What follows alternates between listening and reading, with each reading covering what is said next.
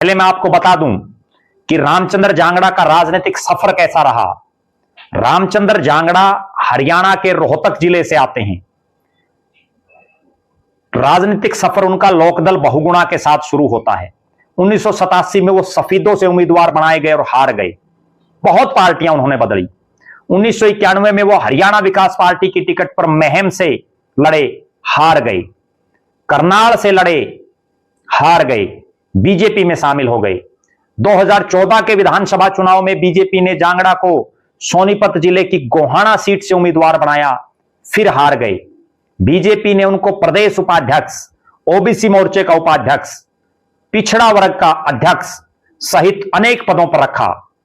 लेकिन रामचंद्र जांगड़ा अपनी पूरे राजनीतिक जीवन में जनता के वोट से ना लोकसभा में जा पाए, ना विधानसभा में जा पाए। ये तो बीजेपी ने जातीय समीकरणों को साधने के लिए, पिछड़ा वर्ग को साधने के लिए उनको राज्यसभा में भेज दिया।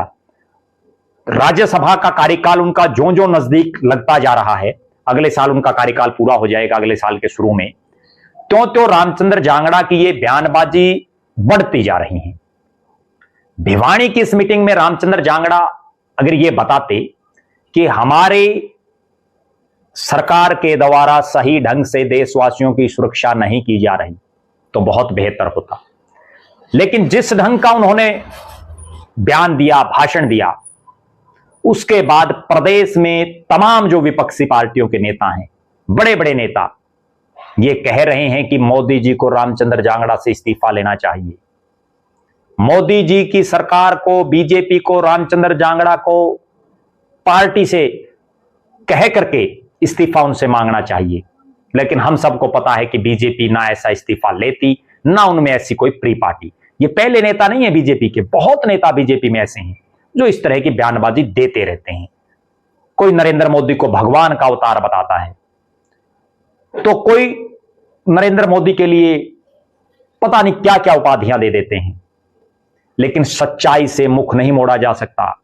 सच्चाई यह है कि भारतीय जनता पार्टी की, नरेंद्र मोदी की सरकार में पुलवामा हमला होता है, आतंकवादी हमला, पहलगाम में आतंकवादी हमला होता है, और भारत पाकिस्तान के बीच जब युद्ध के हालात बनते हैं, दोनों तरफ से फायरिंग होती है, देश की जनता जब ये बड़े स्तर पर इस तरह की आवाज देश की जनता में आती है कि अब इस आतंकवाद को जड़मूल से खत्म कर देना चाहिए, तब एकदम से भारत की सरकार सीज फायर कर देती है, यानी युद्ध विराम।